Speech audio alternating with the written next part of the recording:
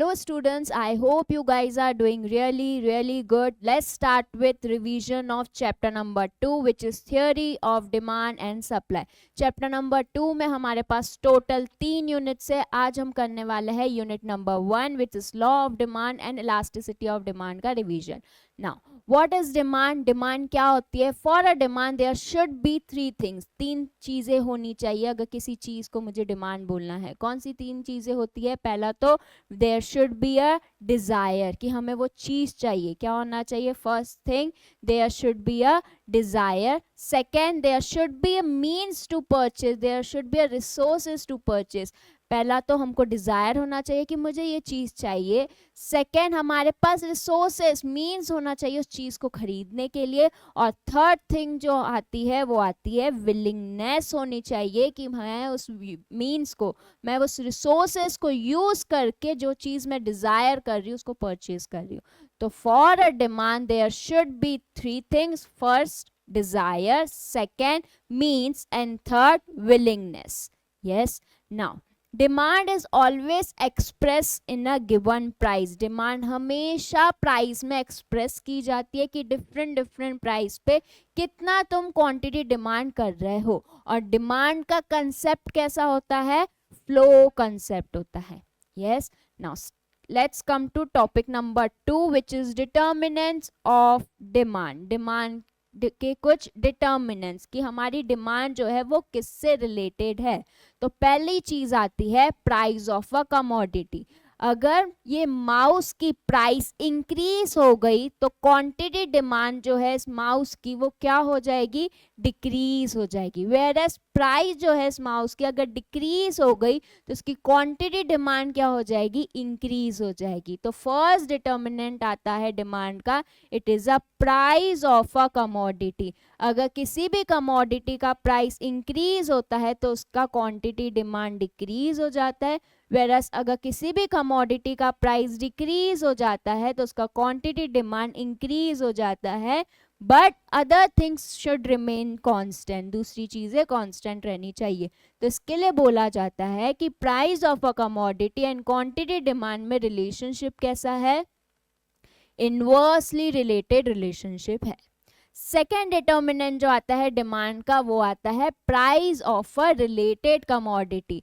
मतलब हमारी कमोडिटी का प्राइस कंसिडर नहीं कर रहे, हम किसी दूसरी कमोडिटी का प्राइस कंसिडर कर रहे हैं. यस. नाउ जो रिलेटेड गुड्स होते हैं, जो रिलेटेड कमोडिटी होती है वो भी डिवाइडेड है into the 2 part. First complementary goods and second substitute goods. अभी कॉम्प्लीमेंट्री गुड्स का मतलब क्या होता है? Complementary goods are those goods that are consume together, that are use together. ऐसी दो कमोडिटी जो साथ में ही हम यूज कर सकते हैं, जैसे कि कार और पेट्रोल. अगर पेट्रोल ही नहीं रहेगा तो क्या कार चल पाएगी? क्या नहीं चल पाएगी. यस. तो अगर किसी भी एक कमोडिटी की डिमांड में इंक्रीज आ जाता है, अगर कार की डिमांड में इंक्रीज आ गया तो पेट्रोल की भी डिमांड क्या हो जाएगी? इंक्रीज हो जाएगी. यस.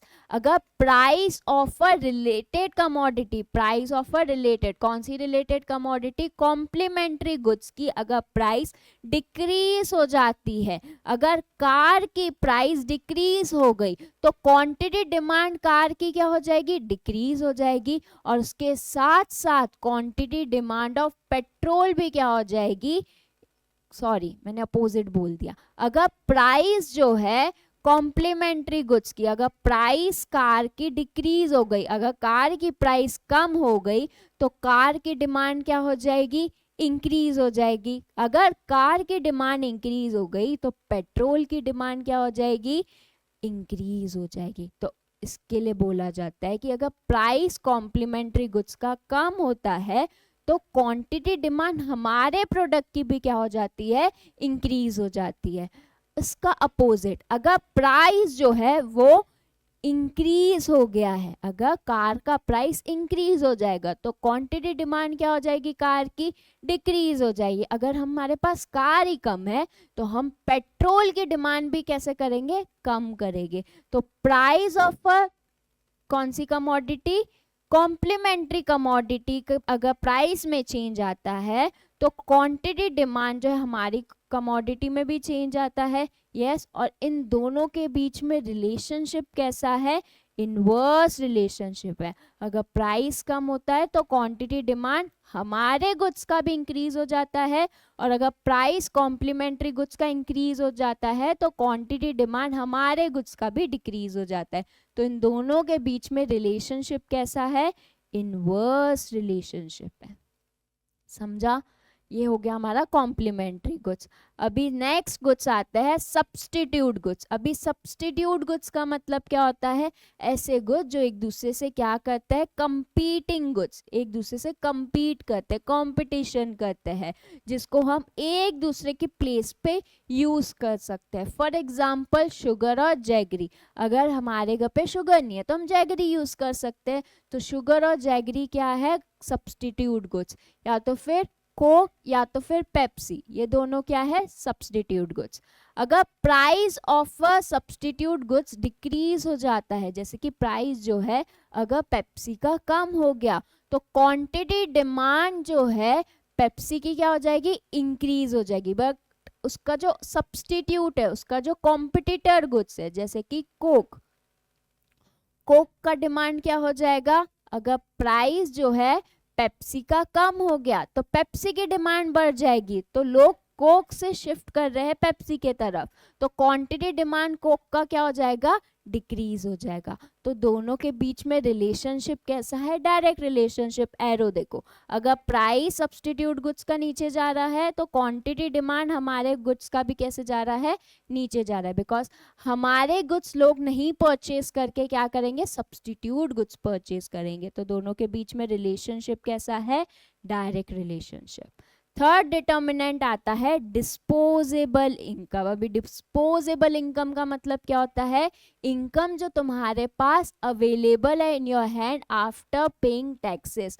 तुमने टैक्स वगैरह सब पे करके अभी जो तुम्हारे हाथ में पैसे बचे हुए, जिससे तुम क्या करोगे? कंजम्पशन करोगे या तो फिर सेविंग करोगे, उसको बोलते हैं हम डिस्पोजेबल इनकम। अगर तुम्हारी इनकम इंक्रीज होती है तो क्वांटिटी डिमांड क्या हो जाती है? इंक्रीज होती है। सारे गुड्स के लिए नहीं मैम, ये डिपेंड करता है कि कौन से नेचर का गुड्स है।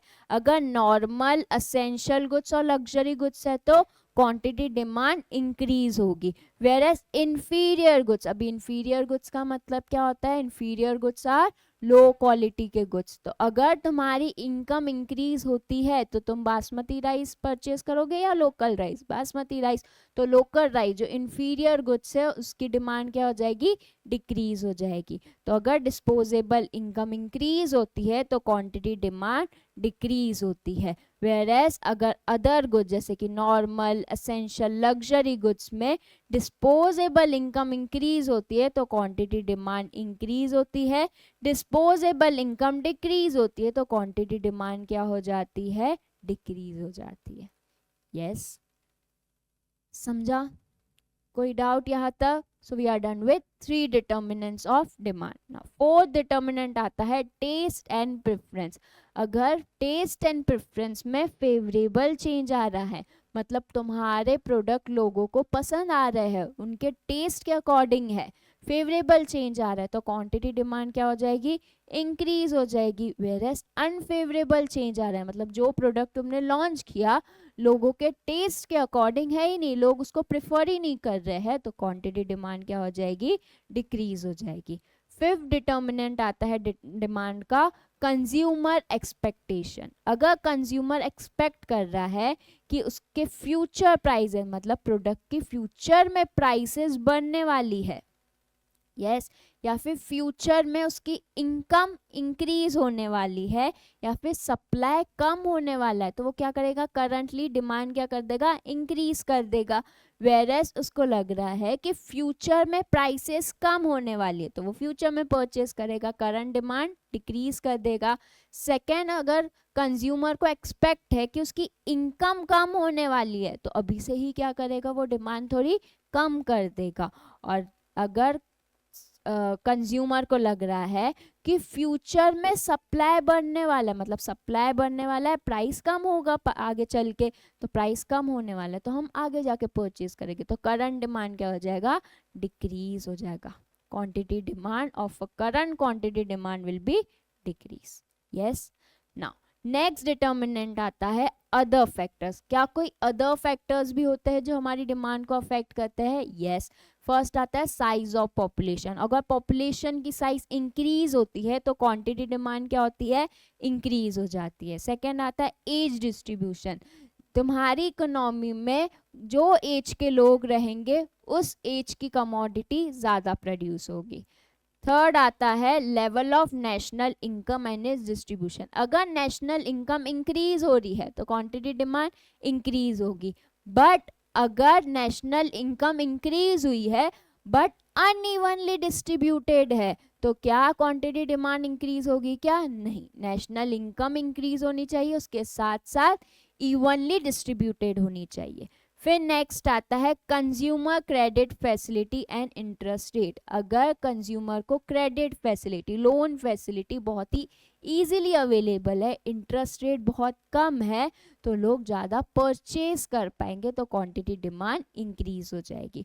और नेक्स्ट और लास्ट डिटर्मिनेंट आता है गवर्नमेंट पॉलिसीज एंड रेगुलेशन. अगर गवर्नमेंट टैक्सेस लगाएगी तो कॉस्ट बढ़ेगा, प्राइस बढ़ेगा तो क्वांटिटी डिमांड डिक्रीज होगी. वेरस अगर गवर्नमेंट सब्सिडीज प्रोवाइड कर रही है तो प्राइस डिक्रीज होगी, क्वांटिटी डिमांड इंक्रीज होगी. With this we are done with determinants of demand. Now third topic आता है हमारा demand function. What is demand function? Demand function is a relationship between, किसके बीच में रिलेशनशिप है? Dependent variable and independent variable. अभी dependent कौन है? डिमांड डिपेंडेंट है. डिमांड किस पे डिपेंडेंट है? अभी तो तुमने ऊपर बहुत सारे डिटर्मिनेंट्स पढ़े, इन सब पे कौन डिपेंडेंट है? डिमांड डिपेंडेंट है. तो जब हम रिलेशनशिप पढ़ते हैं dependent variable demand and is determinant, determinants क्या है? इंडिपेंडेंट वेरिएबल, उसको हम बोलते हैं डिमांड फंक्शन. डिमांड फंक्शन का फॉर्मूला होता है QX. Q का मतलब होता है demand. Demand is equals to demand X. Demand of a commodity X is equals to function of, किसका function? Price of X, price of commodity X, price of Y, price of related commodity Y का मतलब होता है income और other determinants. Yes, understood. Fourth topic आता है हमारा law of demand. Law of demand किसने दिया है? Professor Alfred Marshall. Professor Alfred Marshall ने क्या बोला है कि amount of quantity demand increase, quantity demand increase होती है. क्वांटिटी डिमांड कब इंक्रीज होती है? With a fall in price. जब प्राइस डिक्रीज होती है तो क्वांटिटी डिमांड इंक्रीज होती है. और क्वांटिटी डिमांड डिमिनिशेस, मतलब क्वांटिटी डिमांड कम होती है जब प्राइस क्या होता है? राइज होता है. Other things being constant. Other things कैसी है? कांस्टेंट है. ये है हमारा law of demand.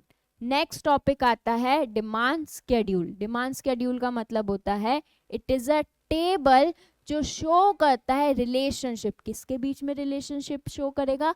Price and quantity demand. Showing all the quantities of good जो बायर परचेज करना चाहेगा at different price and all the variable held constant. मतलब डिफरेंट प्राइसेस पे कितनी क्वांटिटी डिमांड करना चाहेगा कंज्यूमर, उसको ही हम बोलते हैं डिमांड स्केड्यूल. और इसको हम कौन से वे में बताते हैं? टेबुलर फॉर्म में, तो उसको हम बोलते हैं डिमांड स्केड्यूल. और अगर इसको हम ग्राफिकल रिप्रेजेंट करते हैं तो इसको हम बोलते हैं डिमांड कर्व. अभी डिमांड कर्व कैसा बनता है? डिमांड कर्व डाउनवर्ड स्लोपिंग बनता है, ऊपर से नीचे जाता है. क्यों डाउनवर्ड स्लोपिंग बनता है? डाउनवर्ड और नेगेटिव स्लोप होता है डिमांड कर्व का, बिकॉज ये इंडिकेट करता है कि जब क्वांटिटी डिमांड इंक्रीज होती है तो प्राइस क्या होती है, डिक्रीज होती है। तो दोनों के बीच में रिलेशनशिप कैसा है, इनवर्स रिलेशनशिप। तो इनवर्स रिलेशनशिप के कारण हमारा डिमांड कर्व कैसा बनता है, डाउनवर्ड स्लोपिंग। इनवर्स रिलेशनशिप के कारण क्वांटिटी डिमांड एंड प्राइस के कारण जो हमारा डिमांड कर्व है वो डाउनवर्ड स्लोपिंग बनता है। तो स्लोप ऑफ डिमांड कर्व क्या होता है, negative, because there is an inverse relationship किसके बीच में, प्राइस एंड क्वांटिटी। और ये जो ट्रायंगल है डेल्टा है ये क्यों लगाते हैं हम, चेंज।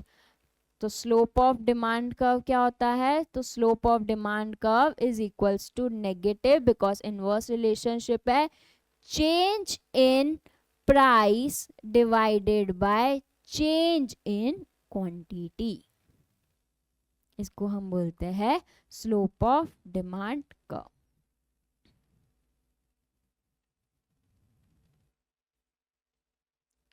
समझा, कोई डाउट?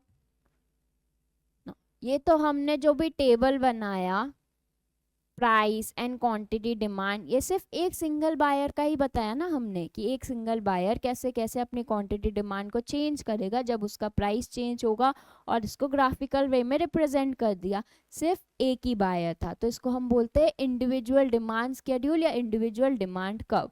वेयरएज जब हम क्वांटिटी डिमांड बताते हैं इन अ टेबुलर वे में, ऑल बायर्स, सारे बायर्स जो willing to purchase at a given price, उसको हम बोलते हैं मार्केट डिमांड स्केड्यूल या मार्केट डिमांड कर्व। ये कर्व रिप्रेजेंट करता है सारे बायर्स के लिए।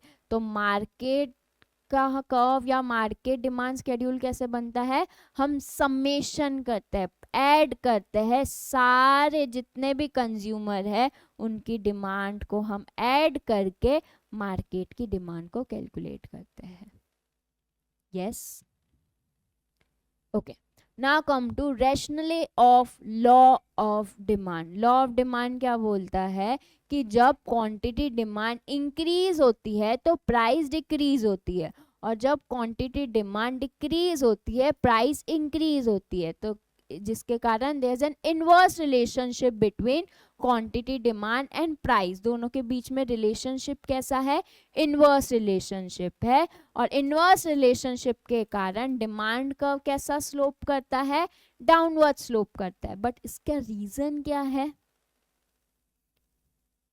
क्यों इनवर्स रिलेशनशिप है, क्यों डाउनवर्ड स्लोप है, वही हम पढ़ने वाले हैं। तो फर्स्ट इफेक्ट जो आता है वो आता है हमारा प्राइस इफेक्ट। प्राइस इफेक्ट का मतलब कि प्राइस इंक्रीज होती है तो क्वांटिटी डिमांड डिक्रीज हो रही है, और प्राइस डिक्रीज हो रही है तो क्वांटिटी डिमांड इंक्रीज हो रहा है। ऐसा क्यों हो रहा है, ये दो इफेक्ट के कारण होता है। पहला होता है सब्स्टिट्यूट इफेक्ट के कारण, कि जब हमारे प्रोडक्ट की प्राइस कम हो जाती है तो अदर कमोडिटी जो है लोग वो परचेज करेंगे क्या, नहीं, लोग क्या करेंगे, हमारी कमोडिटी के तरफ शिफ्ट कर देंगे। अगर हमारे पास दो प्रोडक्ट है, product a product b, starting में दोनों का ही प्राइस 10 और 10 था, तो कुछ कंज्यूमर प्रोडक्ट ए परचेज करते थे, कुछ कंज्यूमर प्रोडक्ट बी परचेज करते थे। फिर प्रोडक्ट ए की प्राइस जो है 10 से 5 हो गई, तो क्या करेंगे कंज्यूमर, सारे कंज्यूमर शिफ्ट कर लेंगे। जो बी परचेज करते थे वो भी अभी ए परचेज करेंगे, और जो ए परचेज करते थे वो भी ए परचेज करेंगे। तो जब कमोडिटी ए का प्राइस कम हुआ तो डिमांड क्या हो गई, इंक्रीज हो गई।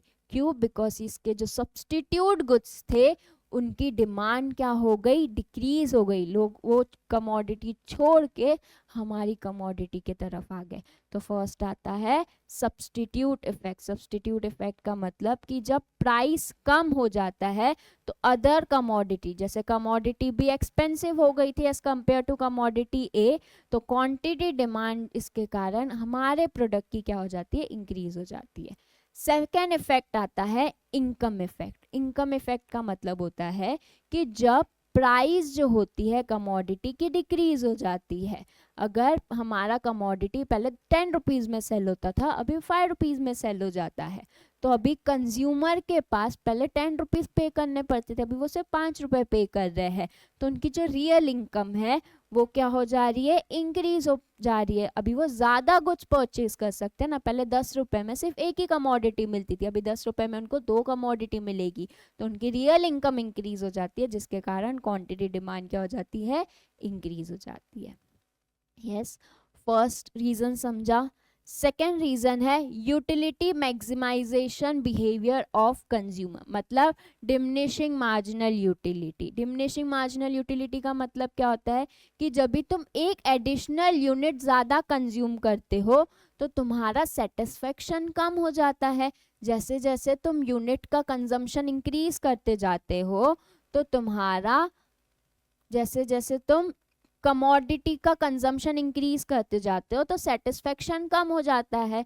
जब सेटिस्फेक्शन कम हो जाता है तो तुम ज़्यादा पे करोगे कि कम पे करना चाहोगे, तुम कम पे करना चाहोगे। तो इसके लिए जब प्राइस कम होगी तभी तुम क्वांटिटी डिमांड उसकी ज़्यादा करोगे।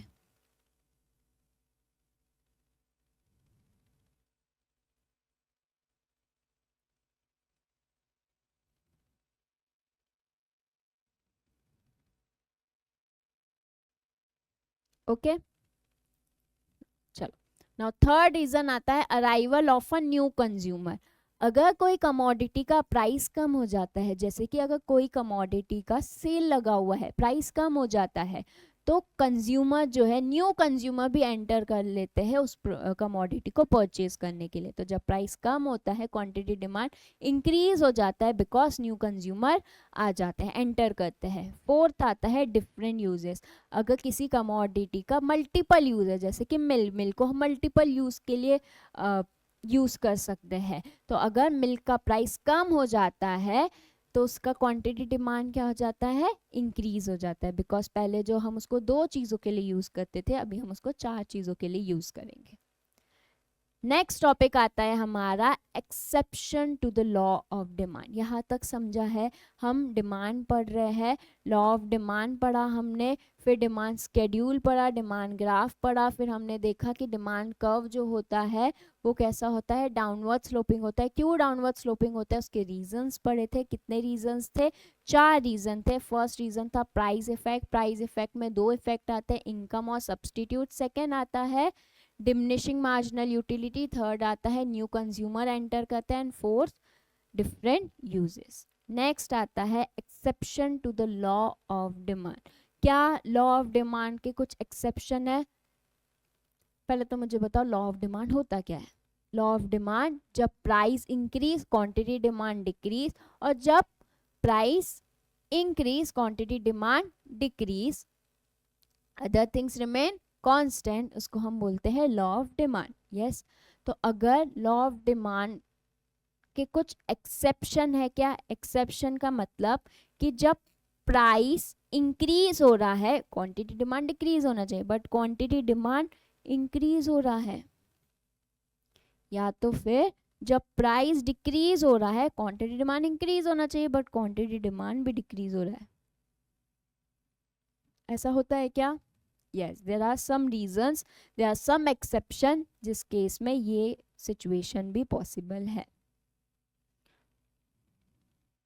क्या रीजंस है? सबसे पहला आता है कंस्पीशियस गुड। कंस्पीशियस गुड का मतलब क्या होता है कि अगर कोई कमोडिटी एक्सपेंसिव है तो लोग सोचते हैं कि उसकी ज़्यादा यूटिलिटी होती है, मतलब जितनी ज़्यादा एक्सपेंसिव गुड उतनी ज़्यादा ही यूजफुल, उतना ज़्यादा ही उसमें यूटिलिटी होगी, उतना ज़्यादा ही हमको उसमें सेटिस्फेक्शन मिलेगा। यस, तो हम ज़्यादा पैसे पे करना चाहेंगे, जब हम उसका प्राइस और इंक्रीज हो जाएगा तो हम और क्वांटिटी डिमांड करेंगे। Yes, this are the prestigious goods.